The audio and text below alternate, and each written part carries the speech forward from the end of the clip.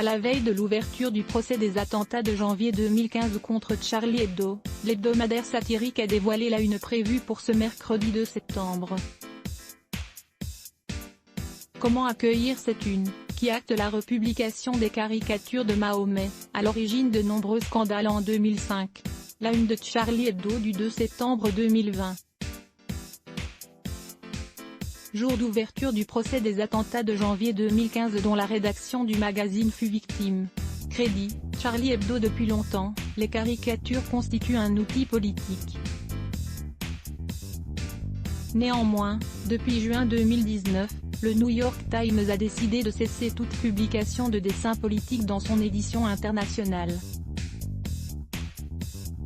À la veille de l'ouverture du procès des attentats de janvier de 2015 et de la publication du Charlie Hebdo du 2 septembre, qui republie en une les caricatures de Mahomet qui avaient fait scandale en 2005, nous nous demandons avec Guillaume Doisy, historien des caricatures, si la caricature a quelque chose de particulièrement français. La caricature n'est pas une tradition française, elle existe bien avant que le genre émerge en France. C'est avec des dessins particulièrement violents et virulents durant la Révolution française que s'ouvre une tradition dans le pays. Cette virulence a perduré jusqu'aux pages de Charlie Hebdo. Néanmoins, les caricatures qui font polémique existent partout dans le monde. C'est surtout depuis 2005 qu'existe une sensibilité toute particulière par rapport aux caricatures, aussi bien dans le rapport de force de deux pays en concurrence que dans des questions de religion. Guillaume Doisy. Comme l'explique Guillaume Doisy, les caricatures visent à déstabiliser. Ceux qui les produisent pensent qu'elles contribuent à l'avancée d'une cause ou d'une idée, ceux qui les reçoivent craignent qu'elles leur nuisent. Selon l'historien, c'est pour cette raison que les caricatures tendent à susciter de violentes réactions.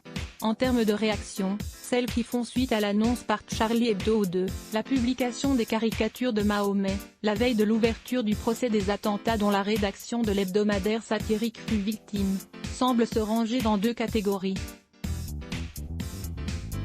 D'un côté, le courage du journal est salué, mais d'un autre, on s'interroge sur la portée de cette nouvelle publication qui peut être perçue comme une provocation.